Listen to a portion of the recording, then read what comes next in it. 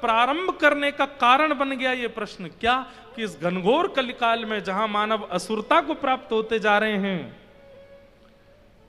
ऐसे में इन मानवों को सुधारने का साधन क्या है। और भगवान हमारी एक प्रार्थना, बोले क्या लोगों के पास समय बहुत कम है, इसलिए श्रेष्ठ से श्रेष्ठ, उचित से उचित, पवित्र से पवित्र साधन बता दीजिए जो अल्प में ही हो जाए। श्रेयसाम यद भवे श्रेय पावनानाम च पावनम, कृष्ण प्राप्ति करम सस्वत साधनम तद्वदाधुना।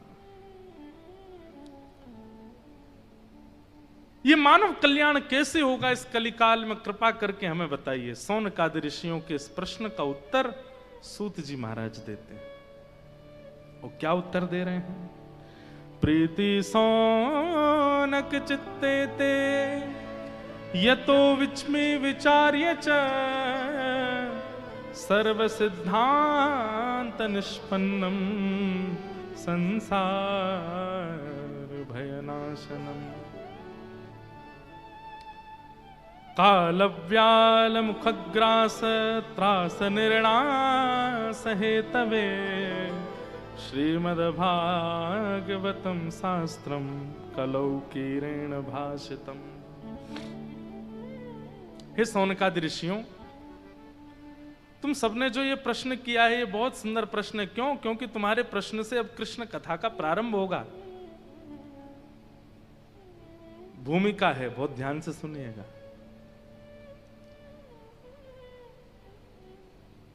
लेकिन इस संसार में कल्याण करने वाले व्यक्ति को सबसे पहले यह विचार करना चाहिए कि कृष्ण प्राप्ति कैसे हो। भगवत प्राप्ति को ही कल्याण कहा जाता है। धन प्राप्ति को कल्याण कहते तो रावण कल्याण कर चुका है अपना।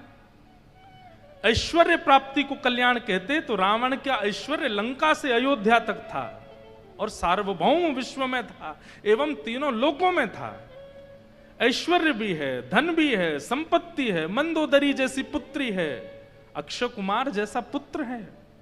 क्या नहीं है रावण के पास? आप कहोगे भाई ये सब कुछ था, अंतरंग कुछ नहीं। बुद्धि हमारे पास एक है, उसके पास 10 थी। शब्दावली, जब बोलता था रावण हिमालय की चोटियां हिलने लग जाती थी। क्या नहीं था रावण के पास? आज का मानव अपनी इच्छाओं को एक पन्ने पर लिख दे तो वो सारी इच्छाएं जो एक मानव चाहता है, जो एक संसारी व्यक्ति चाहता है, वो सब था रावण के पास। तो इसका मतलब क्या है कि आपकी जो इच्छाएं हैं ये पूर्ति हो जाए तो आप में और रावण में कोई अंतर नहीं है।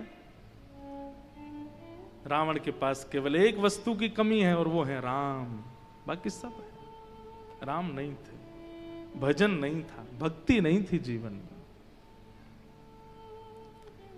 ज्ञान अटूट, धन अटूट, ऐश्वर्य अटूट, संपत्ति अटूट, सब कुछ अटूट था।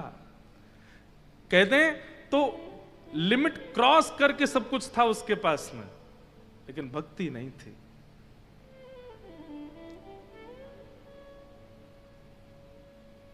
आज तक फल भोग रहा है। हर दशहरा पे बेचारे को जलाया जाता है। दशहरा मैदान पर इतना बड़ा पुतला बना करके जलाते हैं। ये कोई पारंपरिक बात नहीं है रावण जलाना। ये तो हमारे पहले से ही है कि जिसने भी कुछ गलत किया उसका पुतला जलता ही है। आज भी जलते, कई लोगों के पुतले जला देते हैं। रावण का जलाया गया।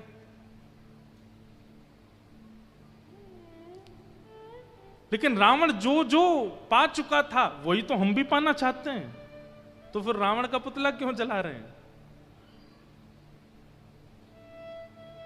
विचारणीय बात है।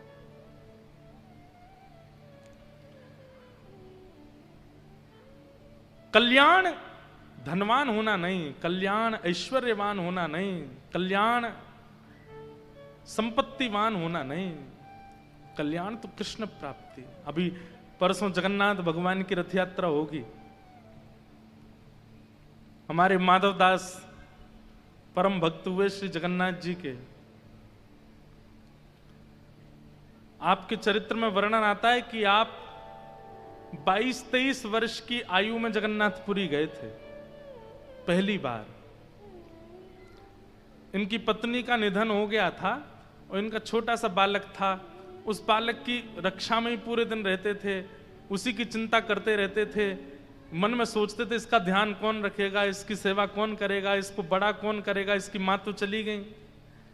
एक दिन एक वृक्ष पर से एक घोंसले में से एक अंडा नीचे गिरा। तो जैसे ही गिरा इन्होंने उसको देख लिया। अब अंडा नीचे गिर रहा था, तभी ये बोले अरे अरे ये तो अब खत्म होगा। पर तभी नीचे कुछ सूखे पत्तों का ढेर था और वो अंडा आकर के उसमें गिरा। दौड़ करके जाके इन्होंने देखा तो अंडा बच गया। उससे इनके मन में भावना आई कि भैया मैं क्या सोचता हूं कि इस बालक की रक्षा मैं करूंगा, सबकी रक्षा और सबको जिवाने की जिम्मेवारी तो ठाकुर जी ने ले रखी है। हम चाहें जितनी रक्षा कर लें, ठाकुर जी को प्राण लेने होंगे तो ले ही जाएंगे। और चाहे कोई व्यक्ति कितनी भी दुर्घटनाग्रस्त परिस्थिति से निकल जाता फिर भी बच जाता है। हवाई जहाज क्रैश हुआ अहमदाबाद में, लेकिन एक व्यक्ति निकल के कैसे आ गया उसको खुद नहीं पता मैं कैसे बच गया। कई लोग कहने लगे कितना भाग्यशाली व्यक्ति, कितना सौभाग्यशाली व्यक्ति। ये बातें तो चलो बनाने की हैं, लेकिन बात यह है स्पष्ट कि अभी उसका जीवन अंत हुआ नहीं है। अभी उसके जीवन के जो शेष दिन थे वो पूरे हुए नहीं है। जीवित रहना भाग्यशाली नहीं होता, इस बात को भूल जाइए। और किसी के असमय पर प्राण चले जाना ये दुर्भाग्य नहीं होता। हम उस समय एक व्यवहार निभाते हैं और उस समय कहते हैं कि भाई बहुत बुरा हुआ, बहुत बहुत गलत हुआ। उस समय कहना पड़ता है, कहा भी जाता है। परंतु हम सबके जीवन के दिन शेष हैं, वो पहले से नियुक्त हैं, उतना करना ही पड़ेगा।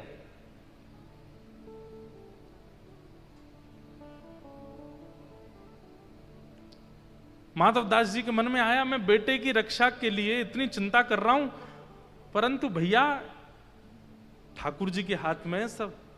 ये अंडा ऊपर से गिरा लेकिन नीचे सूखे पत्तों ने इसको बचा लिया। इसका मतलब यह है कि ठाकुर जी ने सबको सबकी व्यवस्था कर रखी है। कोई माता पिता के बिना भी पूरा जीवन जी लेगा।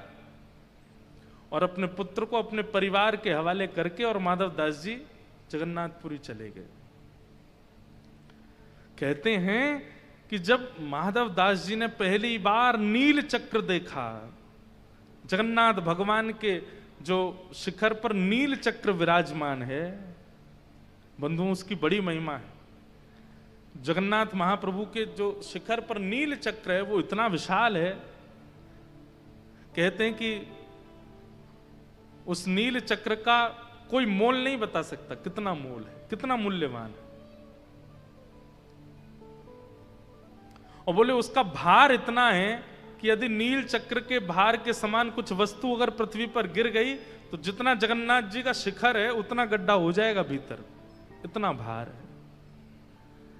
तो माधवदास जी ने जैसे नील चक्र देखा, नील चक्र देखते ही उनके मन में इतनी व्याकुलता, इतना रोए माधवदास जी। क्यों रोए? इस बात से वेदना में आ गए कि मैंने अपने जीवन के 24 वर्ष गवा दिए बिना जगन्नाथ जी को देखे। आज 24 वर्ष बाद देखने आया हूं मैं इनको। अरे मैंने अगर 24 वर्ष पहले से महाप्रभु जी का दर्शन किया होता तो कम से कम 24 वर्ष के दर्शन की अवधि से आज मुझे महाप्रभु जी मिल गए होते। इतने व्याकुल और इतने पीड़ित अपने आप को मानने लगे कि मैंने 24 वर्ष क्यों गवा दिए। समुद्र के तट पर जाकर के बैठ गए, अन्न जल त्याग दिया, अनशन करने लगे, प्राण त्याग दूंगा मैं क्योंकि मैंने 24 वर्षों को व्यर्थ कर दिया। बताओ, हम लोग इतने बड़े बड़े हो जाते हैं, हमारे मन में ऐसी बेचैनी आती कभी, ऐसी व्याकुलता आती कभी? हमने इतने साल बाद जगन्नाथ जी के दर्शन किए, ऐसी बेचैनी कभी नहीं हुई। लेकिन उनको बेचैन देखो, किस बात से बेचैन है कि मैंने इतने दिन तक दर्शन क्यों नहीं किया।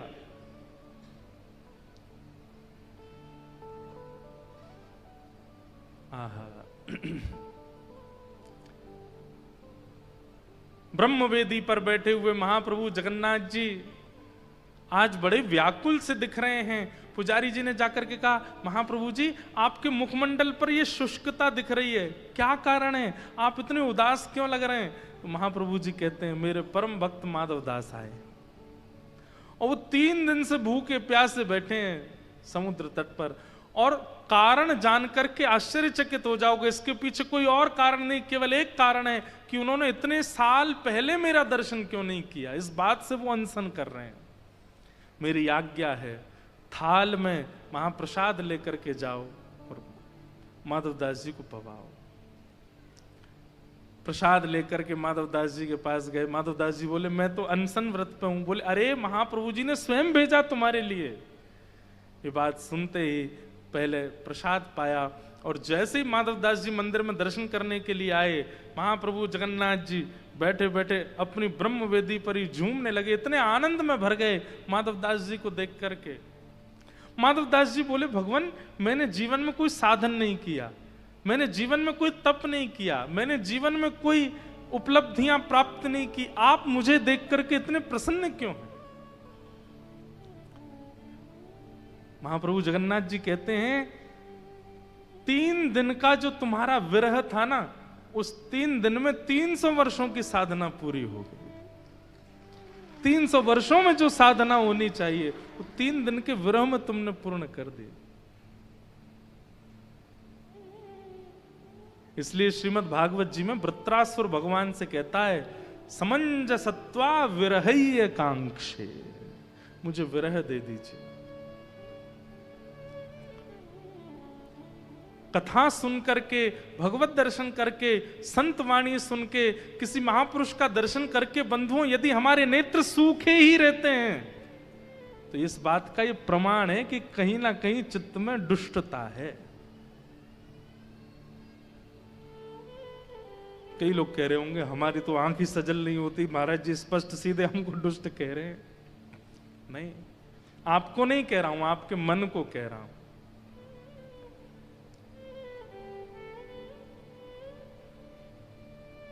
परसों जगन्नाथ जी की रथ यात्रा होगी और इस कथा में आपको गड्ढे की सब्जी मिलेगी। रोज कथा में गंगा जी की चर्चा भी सुनाएंगे, बद्रीनाथ जी की भी सुनाएंगे, क्योंकि जगन्नाथ रथ यात्रा है तो इसलिए जगन्नाथ जी की भी सुनाएंगे। इसलिए सारी चर्चाएं मिश्रित होकर के प्राप्त होंगी, इसलिए ध्यान से ही सुनना है।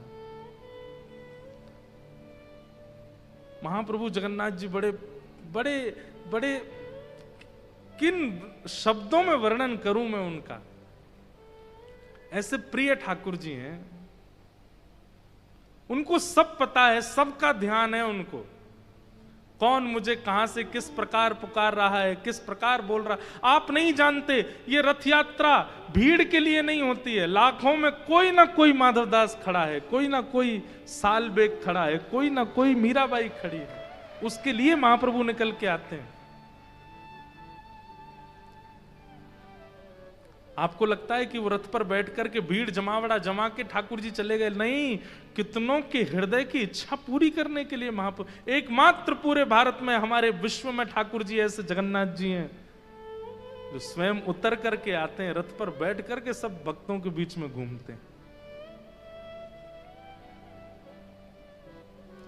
अभी बजा रहे हैं इसलिए मेरा गाने का मन कर रहा है। सालबेग ने स्तुति गाई, जो कि जन्म से मुस्लिम है, जिसको दर्शन करने के लिए मंदिर में प्रवेश की इजाजत नहीं है, और वो जब रथ में ठाकुर जी का दर्शन करता है, आहे नीला शैला प्रबल मत्तावरण, प्रबल मत्तावरण, मुआरतनलनी बनकु कर दलन, आहे नील शैला प्रबल मत्तावरण, प्रबल मत्तावरण, मुआरतनलनी बनकु कर दलन, आहे नील शैला। सालबेग कहता है, अरे नीलाचल पर्वत पर विराजमान मतवाले हाथी जगन्नाथ, ठाकुर जी को हाथी की उपमा देता है, भैया तानपुरा इतना तेज है ना, कम कर दो इसको। मतवाला हाथी क्यों बोलता है? क्योंकि जगन्नाथ जी जब अपने मंदिर से उतर करके आते हैं ना रथ की ओर, उस समय की झांकी देखने लायक होती है महाप्रभु जी की। वो गोदी में बैठ के नहीं आते या किसी नीचे किसी आसन को लगा करके नहीं आते महाप्रभु जी, एक हाथी की तरह ऐसे अपनी दोनों भुजाओं को पुजारियों के कंधे पर रख देते हैं और ऐसे झूमते हैं आगे पीछे, और झूमते हुए ऐसे जैसे छोटा बालक घुटमुन चलता ना तो घिसट घिसट के चलता, ऐसे चलते हैं महाप्रभु जी। सीढ़ियों पर कूदते हुए आते हैं नीचे। तब साल्वेग कहता, आपका ये मतवाला पना देख करके मैं आपको उपमा देता हूं क्या कि हे नीलाचल पर्वत के मतवाले हाथी जगन्नाथ, जिस प्रकार हाथी कमल के वन को नष्ट कर देता है, मेरे चित्त के आर्त रूपी इस कमल को आप नष्ट कर दीजिए नाथ। गजराज चिंता कला थाई घोर जले न, गजराज चिंता कला थाई घोर जले न, चक्र पेशी नक्र नासी उधरी लयापण, अहे नील शैल प्रबल मत वारण, प्रबल मत वारण, मुआरत नलनी बनकु कर दल, अहे नील शैल, अहे नील शैल, अहे नील शैल। व्याकुलता, हम बस दर्शन करते हैं और चले आते हैं, हमारी बस इतनी इच्छा रहती है। पर कभी राधा रमण जी के सामने खड़े होकर के नेत्र सजल इस बात से हो गए कि पिछले 15 दिनों में आपकी याद नहीं आई मुझको। नाथ क्यों नहीं आई? आप मेरे चित्त में स्मरण रूप में क्यों नहीं आए? बंधुओं, ये व्याकुलता, ये विरह प्रेम ठाकुर जी के प्रति जो है, इस बात का द्योतक है कि आपका चित्त ठाकुर जी ने स्वीकार कर लिया। इसीलिए आपको इतनी बेचैनी होती है, इतनी व्याकुलता होती है ठाकुर जी के दर्शन की।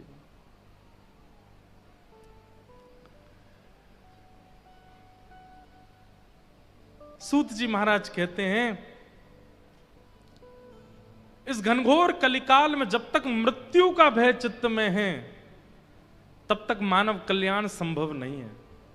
व्यक्ति धन के पीछे इसलिए भाग रहा है क्योंकि उसके अंदर यह बात कहीं ना कहीं बैठी है कि मेरे एक दिन प्राण चले जाएंगे, उससे पहले मैं धन कमा लूं, ऐश्वर्य कमा लूं, नाम कमा लूं, प्रतिष्ठा कमा लूं, उससे पहले मैं ये कर जाऊं, ये बना जाऊं, ये छोड़ जाऊं, ये कर जाऊं। ये मृत्यु के भय के कारण ही व्यक्ति जीवन के इन माया जाल में पड़ा है। और इस मृत्यु के भय को दूर करने का एकमात्र साधन है क्या? श्रीमद् भागवत। भागवत की कथा इस बात से आपको परिचित कराती है कि मृत्यु के भय से भयभीत मत हो, बल्कि इस बात से भयभीत हो जाओ कि कहीं प्राण चले गए और उससे पहले मुझे भगवत दर्शन नहीं हुआ तो, कहीं मेरे प्राण चले गए और उससे पहले मैंने ठाकुर जी का साक्षात्कार नहीं किया तो, मैंने इतना नहीं कमाया, ये चिंता तो है। अब जैसे किसी को गंभीर बीमारी बता दी जाती है तो वो अरे अभी तो मुझे ये करना था, अभी तो मुझे वो करना था, वो कमाना था, ये खरीदना था, ये बनाना था। अरे डॉक्टर ने कोई गंभीर बीमारी बता दी तो इस बात से हम परेशान नहीं हुए, नाथ मुझे ये बीमारी बता दी गई और अभी तक मैं आपको साक्षात्कार ही नहीं कर पाया, मैं आपका दर्शन ही नहीं कर पाया, मैं अभी तक वृंदावन के रूप को नहीं पहचान पाया, मैं अभी तक यमुना जी के स्वरूप को नहीं जान पाया। और मेरे जीवन के अब दिन अल्प बचे हैं, इस बात से